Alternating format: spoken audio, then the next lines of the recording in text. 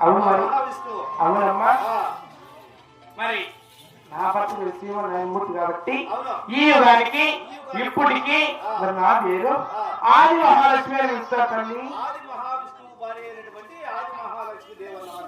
అవునమ్మా చాలా మంచిదమ్మా. అవును ఆ మరి ఇంకేమని పిలుస్తారు ఆ, మరి తెలుస్తుందా అమ్మా? అలాగే తెలుపమ్మా. దేవి లక్ష్మి దేవి దేవయమ్మ దేవి